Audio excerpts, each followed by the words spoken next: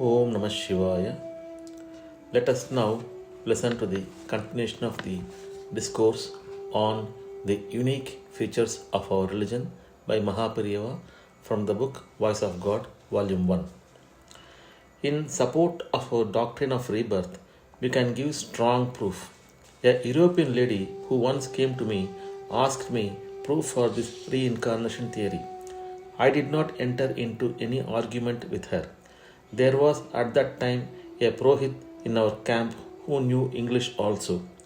I asked him to take her to the maternity hospital and told her to note down the details of the newborn babies and bring them. She went with him to the maternity hospital and returned with details of the babies.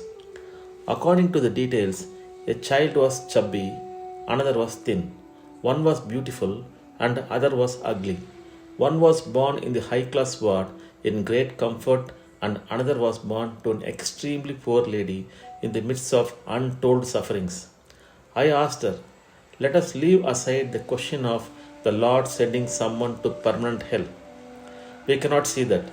Now we have the beginnings of several lives in the maternity hospital.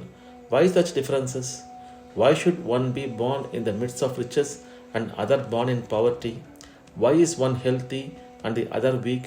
One is beautiful and the other ugly? If we accept the theory of your religion that there is only one birth and also see the differences at birth and so much partiality, would it not lead to the conclusion that the Lord is without mercy or lacks intelligence and is acting arbitrarily?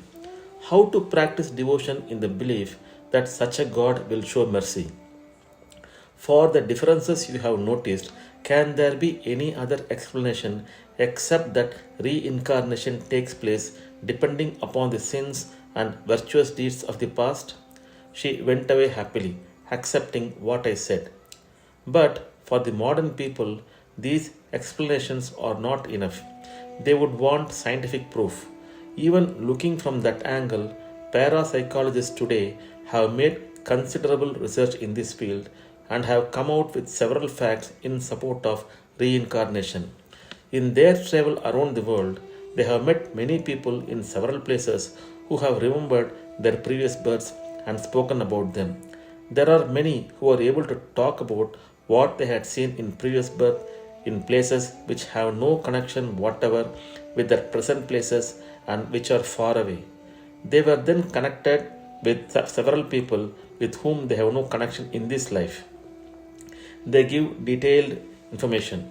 To verify their statements, parapsychologists went to those places. When they went there, they were amazed to find the identifications and persons with whom they were connected in previous birth. These are not just one or two, there are several cases. We have completely forgotten our past life, but there are a few who can recollect it. Researchers also say that such people are generally not those who have died a normal death, but those who met with an accident or had been murdered, etc., and their lives cut short. Another feature exclusive to Hindu religion is that just as it talks of reincarnation of man, it talks of incarnation, avatar of the Lord.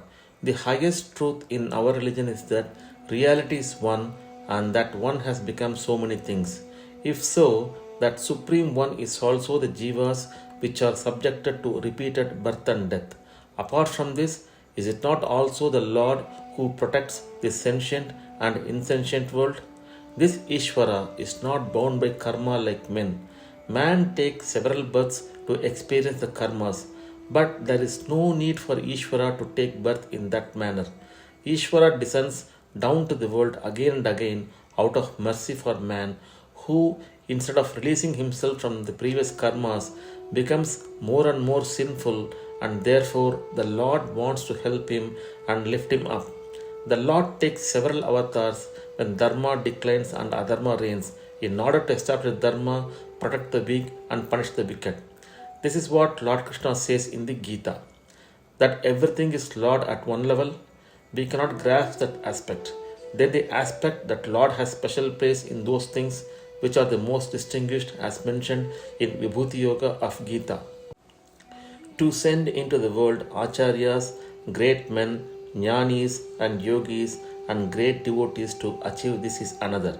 Finding that all this is not enough, the Lord coming down himself as avatar is another aspect. Avataranam means to come down. He is beyond everything, it is said. He is Paratpara, transcendent. Such an Ishvara coming down, being born in our midst and establishing Dharma is called Avatar. Followers of Saiva Siddhanta do not accept that Lord Shiva took avatars. They do not accept what is usually said that Adi Shankara Bhagavad was the incarnation of Ishvara and Jnana Sambandar the incarnation of Muruga, etc. Their view is that it is degrading for the Lord to be in the womb, in a body of flesh and bones. But for Advaitins, all those who lived in the womb and are of flesh and bone are in reality Brahman only. Therefore, they do not find anything degrading in Ishvara coming down as avatar. Although there are several similarities in the metaphysics of Vaishnavas and Saivas, and Vaishnavas do not accept Advaita, that it is Brahman only that is Jiva, Vaishnavas accept the theory of incarnation. Generally, in practice, avatar is taken to mean only the avatar of Mahavishnu.